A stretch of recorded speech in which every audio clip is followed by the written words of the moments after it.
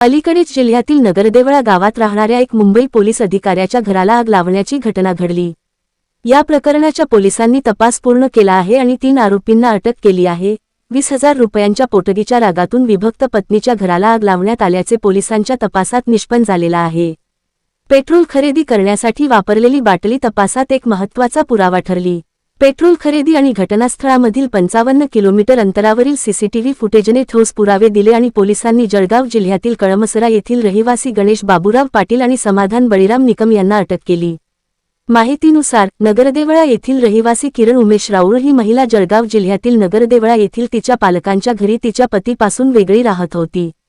काही दिवसापूर्वी मध्यरात्री ती आणि तिची आई घरात झोपलेल्या असताना त्या दोघी संशयितांना घरात पेट्रोल ओतून टाकले आणि घराला आग लावण्याचा प्रयत्न केला।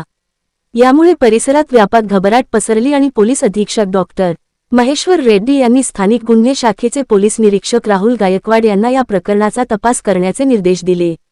एलसीबी आणि पाचोरा पोलिसांनी तपास सुरू करताच एका पुरुषाचे नाव समोर आले। तथापि पथकाने पुरेसे पुरावे गोळा करण्यावर लक्ष केंद्रित केले आणि विविध माहिती गोळा केल्यानंतर आरोपीला अटक केली। ज्या महिलेचे घर जाळले गेले तिचा पतीला न्यायालयाने तिला पोटगी म्हणून 20,000 रुपये दर महिन्याला देण्याचे आदेश दिले होते। तपासात असे दिसून आले की महिलेचा पती जळगाव जिल्ह्यातील जामनेर येथील रहिवासी राहुल वसंतसिंग पाटील यांनी गणेश बाबूराव पाटील आणि समाधान बळीराम निकम यांना 20,000 रुपयेसाठी करारबद्ध केले होते। तपासात संशयित कोणाच्या संपर्कात होते, ते कुठे गेले होते आणि ते कसे आले हे उघड झाले। पथकाने संशयितांचा शोध घेण्यासाठी मोबाईल लोकेशन आणि इतर तांत्रिक माहितीचा वापर केला।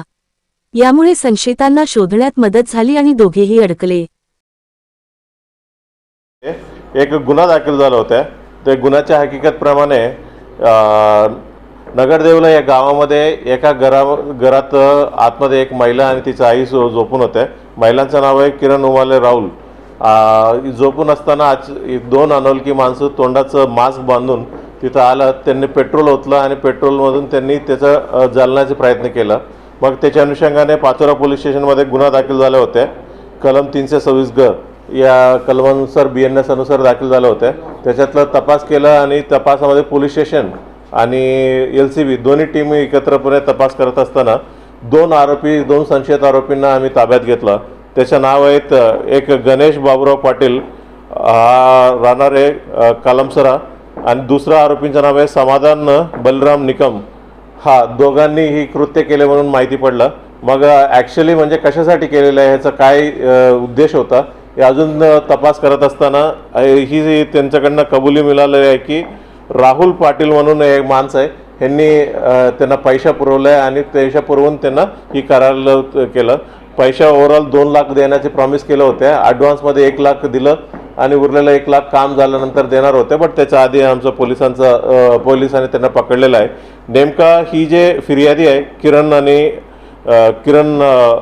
आणि जे मुख्य सूत्रधार आहे राहुल पाटील, हे दोघं मॅरिड होते। त्यांचं मॅरिड झाल्यानंतर दोघांचं कोर्टात गेला, डायव्हर्स झाला आणि कोर्टाने दरमहा 20,000 रुपये पोटगी द्यायला त्यांना आदेश करण्यात आलेला होता। ही या विषयावरती सूड उद्देशाने त्यांनी ही सर्व कृत्य घडून आणले म्हणून आमचं तपासामध्ये निष्पन्न झालेलं आहे आणि 3 आरोपी आम्ही अटक केलेले आहेत। 3 आरोपीने घेऊन आहे। अधिकाऱ्यातही घर असल्याची माहिती मिळते। फिर्यादी महिला आहे किरण उमेश राहुल। हिचा भाऊ आहे मुंबई पोलीसमध्ये कालाचौकी पोलीस स्टेशनमध्ये एक PSI म्हणून काम करत आहेत आणि आणखीन इन्फॉर्मेशनमध्ये ह्याच्यात 2 आरोपी आहे जो सुरुवातीला आम्ही अटक केलं होतं। 2 आरोपींमध्ये एक समाधान निकम म्हणून यांच्याकडनं आम्ही पुढील तपास करत असताना 9 मोटरसायकल आम्ही रिकवर केलेलं आहे। त्याच्यामधून म्हणजे 7 आमच्या जिल्ह्यामध्ये आणि इतर शेजारी जिल्ह्यामध्ये दाखल झालेले गुन्हे उघडकीस आलेले आहे। अजून 2 व्हेकल कुठे चोरीत गेलेले याविषयी आमचा तपास चालू आहे।